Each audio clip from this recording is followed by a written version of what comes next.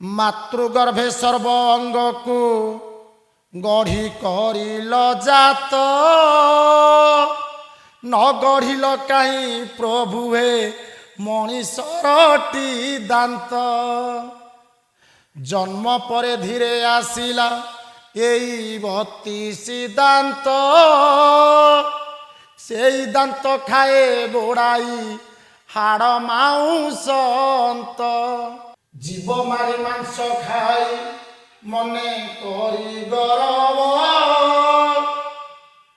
ଅପାତ୍ରରେ ଧନ ଦେଲ ହେ ପ୍ରଭୁ ଲକ୍ଷ୍ମୀ ବଲ୍ଲଭ। ଭାଙ୍ଗି ଦିଅ ତାର ଦାନ୍ତ ହେ କମି ଯାଉ ଜିଭର ସ୍ୱାଦ, ମୋ କୁଏ ନାଇଁ ମାଛିକୁ ଯିଏ ଜାଣିଥା ସିଏ ମିଛୁଆ ସିଏ। ଅସୁବିଧା ବେଳେ ହାତକୁ ଯୋଡ଼େ ସୁବିଧା ପାରିଲେ ଚୁଟିକି ଧରେ। ପହଞ୍ଚି ଯାଇଛି କେନାଲ ବନ୍ଧ ପାଖରେ, ଦେଖିଲେ ପ୍ରବଳ ଭିଡ଼ ଆମିଷ ଦୋକାନ ମାନଙ୍କରେ। ମୋତେ ଏତେ ଦୁଃଖ ଲାଗିଲା ଯେ ଏବେ ଜାଗର ଗଲା, ଜୟ ଶ୍ରୀରାମ ନାରା ଚାରିଆଡ଼େ। ଏଇ 2-3 ଦଳେ ମୁଁ ଶୁଣିଲି କ'ଣ ହୋଟେଲରେ ଆଜି କ'ଣ ଗୋମାତାଙ୍କର, ମୁଁ କହିଲି ନାଇଁ ଲୋକ ସଚେତନ ହେଇଯାଇଥିବେ ଯେ କ'ଣ କରନ୍ତୁ ଆଉ ଆମିଷ ଖାଇବେନି, ଆମେ ବହୁତ କ'ଣ ଦୁଷ୍କର୍ମ ଆଡ଼େ ପଶିଗଲେଣି। ହଠାତ୍ ଦେଖିଲା ବେଳକୁ ପୁଣି ସେଇ ଆମିଷ ଦୋକାନରେ ଏତେ ଭିଡ଼। ମନେ ମନେ ଭାବିଲି ଏମାନେ କିଛି ମାତ୍ରାରେ କାହିଁକି ଚେଞ୍ଜ ହେଉନାହାନ୍ତି? ହେ ପ୍ରଭୁ, ଏମାନଙ୍କ ଦାନ୍ତ ଭାଙ୍ଗି ଦିଅନ୍ତନି, ଏମାନଙ୍କ ଜିଭ ସ୍ୱାଦ କମିଯାଆନ୍ତାନି। ଏହି ସମୟରେ ଆସି ଗୋଟେ ପଥର ପାଖରେ ବସିକି ଚିନ୍ତା କଲି, ଏ ଦାନ୍ତ ଜିଭ କଥା ମୁଁ କାହିଁକି କହିଲି?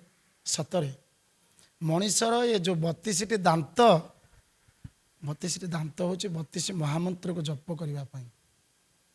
ହରେ କୃଷ୍ଣ କୃଷ୍ଣ କୃଷ୍ଣ ହରେ ହରେ, ହରେ ରାମ ରାମ ରାମ ହରେ ହରେ। ଯେତେବେଳେ 30 ଦାନ୍ତ ଅଛି, ସେ ସମୟରେ 4ଟି ଶ୍ୱାନ ଦାନ୍ତ ଅଛି। 30 ଦିନରେ 4 ଦିନ ଆମିଷ କିଛି ମାତ୍ରାରେ ଖାଆନ୍ତୁ, ଶରୀରରେ ସେତେ ପ୍ରଭାବ ପଡ଼ିବନି।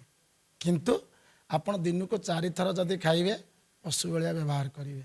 ଆଉ ଯେଉଁଦିନ 32 ଦାନ୍ତ ହେଇଯାଉଛି, ଠିକ୍ 40 ବୟସ ଯେତେବେଳେ ହେଇଯିବ ସେତିକି ବେଳେ ହେଇଯାଏ। ଆପଣ ମନେ ରଖନ୍ତୁ, ଘରେ ଘରେ ଗାଁ ଗାଁରେ ହନୁମାନ ମନ୍ଦିର, ଆଉ ହନୁମାନ ଚାଳିଶା ପାଠ କରୁଛନ୍ତି। ତା ଅର୍ଥ ହେଉଛି 40 ବର୍ଷ ହେଇଗଲା ପରେ 40 ପାଠ ଆରମ୍ଭ ହୋଇଗଲା। ଆଉ ପ୍ରଥମରୁ ହରେ କୃଷ୍ଣ କୃଷ୍ଣ କୃଷ୍ଣ ହରେ ହରେ, ହରେ ରାମ ରାମ ରାମ ହରେ ହରେ, ଇଏ 32 ଶବ୍ଦକୁ ଧରିବେ। ଆଉ 40 ପାଠରେ 40ଟି ଚୌପଦୀ ଥାଏ। ଆଉ ଭଗବାନ ଶ୍ରୀରାମଙ୍କ ନାମ ହନୁମାନ ଚାଳିଶାରେ 10 ଥର ଥାଏ। 108 କାହିଁକି? 108 ହନୁମାନଙ୍କ ନାଁ ଅଛି। ଯୁଗ ଯୁଗ ସତ୍ୟ ତୃତୀୟା ଦ୍ୱାପର କଳିରେ ଚିରଞ୍ଜୀବୀ ହେଇକି ବର୍ତ୍ତମାନ ଜୀବିତ ଅଛନ୍ତି। ତେଣୁ 108 ହନୁମାନଙ୍କର ନାମ, 418ଟି ଶବ୍ଦ, 1041 ହେଉଛି ଅକ୍ଷର। 108 ନାମ ଧରିବେନି, 108 ଆମ୍ବୁଲାନ୍ସ ଲାଗିବ। କିନ୍ତୁ ପ୍ରଥମେ ହେଉଛି ଭଗବାନଙ୍କୁ ପାଇବା ପାଇଁ ନାମ ଭଜନ୍ତୁ ନ ଭଜନ୍ତୁ। କଳି ଯୁଗରେ କେବଳ ଗୋଟିଏ ଜିନିଷ ବଞ୍ଚିଛି, ଦୟା। ଜ୍ଞାନୀ ଗୁଣୀ ଜନମାନଙ୍କୁ ପଚାରିବେ, ପଣ୍ଡିତ ସୁଜନମାନଙ୍କୁ ପଚାରିବେ, ଜନତା ଜନାର୍ଦ୍ଦନକୁ ପଚାରିବେ, ଯେଉଁମାନେ ଆଧ୍ୟାତ୍ମିକ ଚେତନାରେ ବଶୀଭୂତ ଅଛନ୍ତି, ଯେଉଁମାନେ ଗୀତା ଭାଗବତ ପୁରାଣକୁ ନିଜର କରିକି ତାକୁ ଜ୍ଞାନ କରୁଛନ୍ତି।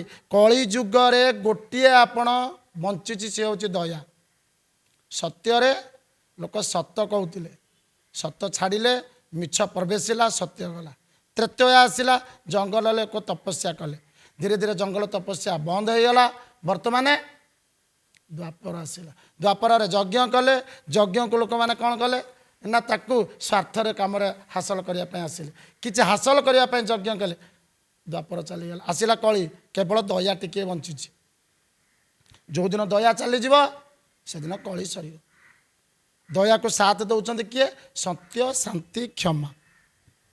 ତେଣୁ ଗୀତଟି ହେଲା, ଏଇ ଯେଉଁ ଜୀବ ପ୍ରତି ଦୟାଭାବ ନ ରଖି ତୁମେମାନେ ଜୀବ ହତ୍ୟାକୁ ଗ୍ରହଣ କରୁଛ, ସେଥିରେ କ'ଣ ହେବ ନା ତମ ଶରୀର ନଷ୍ଟ ହେବ। ଶରୀର କ'ଣ ହେବ? ଉତ୍ତେଜିତ ହେବ, ଇନ୍ଦ୍ରିୟ ଉତ୍ତେଜିତ ହେବ। ଆପଣଙ୍କୁ କ'ଣ ହେଉଛି? ବ୍ରେନ୍ ଷ୍ଟ୍ରୋକ୍ ହେଉଛି, ହାର୍ଟ ଷ୍ଟ୍ରୋକ୍ ହେଉଛି, ଅଳ୍ପ ଆସିଗଲା ସମୟ ସନଷ୍ଟ୍ରୋକ୍ ଅପେକ୍ଷା। ତେଣୁ ଗୀତଟି ହେଉଛି ଯେ କେତେ କଷ୍ଟ ଦେଉଛନ୍ତି ଯେଉଁ ମଣିଷମାନେ, ସେମାନେ କାହା ଯୋଗୁଁ ନା ଅଧା ବୟସିଆ ଦାନ୍ତ ଆଉ ଚୁପ୍ ଶୈତାନ ଜିଭ ପ୍ରତି। ଆପଣ ଦେଖନ୍ତୁ କେଉଁ ଅଙ୍ଗଟା ଆପଣଙ୍କର ଦେଖାଯାଉନି? ଜିଭ ଲୁଚିକି ରହିଛି। ମୋ କୁହେ ନାହିଁ ମାଛିକୁ ଯିଏ ଜାଣିଥା ସିଏ ମିଛୁଆ ସିଏ ଅସୁବିଧା ବେଳେ ହାତକୁ ଯୋଡ଼େ ସୁବିଧା ପାରିଲେ ଚୁଟିକି ଧରେ। ଏ ଜିଭ ଆଜ୍ଞା ଲୁଚିକି ରହିଛି, ସେ କିଛି କରିପାରୁନି। ସେ କେବଳ କ'ଣ କରୁଛି, ଟିକିଏ ସ୍ୱାଦ ପାଇଁ 70 ଟଙ୍କା ମିଲ୍କୁ 700 ଟଙ୍କା ମିଲ୍ରେ ବରାଦ କରିଦେଉଛି। ଦାନ୍ତ, ମା ଜନ୍ମ କଲା ବେଳେ ଦାନ୍ତ ଆସିଥିଲା ଆପଣଙ୍କର? ଦାନ୍ତ ଧୀରେ ଧୀରେ ଆସିଲା, ଠିକ୍ 60 ବର୍ଷ ପରେ ଧୀରେ ଧୀରେ ପଳେଇବ। ତାହେଲେ ଦାନ୍ତ କ'ଣ ଆପଣଙ୍କର? ଅଧା ବୈଶ୍ୟା। ଆରି ଉପରେ ଗୀତଟିଏ। ମାତୃଗର୍ଭେ ସର୍ବ ଅଙ୍ଗକୁ ଗଢ଼ି କରିଲ ଜାତ, ନ ଗଢ଼ିଲ କାହିଁ ପ୍ରଭୁ ହେ ମଣିଷରଟି ଦାନ୍ତ। ଜନ୍ମ ପରେ ଧୀରେ ଆସିଲା ଏଇ 32 ଦାନ୍ତ, ସେଇ ଦାନ୍ତ ଖାଏ ଗୋଡ଼ାଇ ହାଡ଼ ମାଉଁସ ଅନ୍ତ। ଏ ଅଧା ବୈଶା ଦାନ୍ତ ଆସିଲା, ଆସୁ ଆସୁ କ'ଣ ଖାଇଲା? ହାଡ଼ ମାଉଁସ ଅନ୍ତ।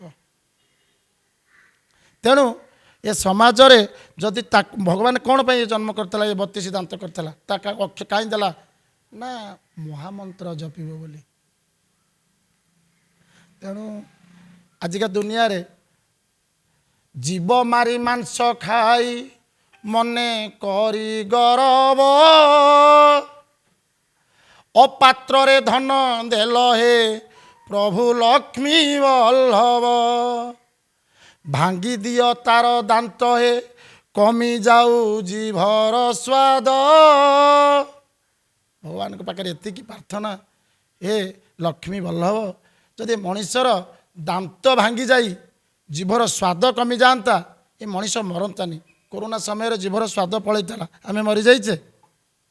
ତେଣୁ ମନ ଦୁଃଖ ଲାଗିଲା ଯେ ଜୀବ ହତ୍ୟାର ଯେଉଁ ଖାଦ୍ୟ ଖାଉଛନ୍ତି ସେଥିରେ କିଛି ପୁଣ୍ୟ ହେଉନି, ପରହିତ ହେଉନି, ଦୟାଭାବ ଆସୁନି।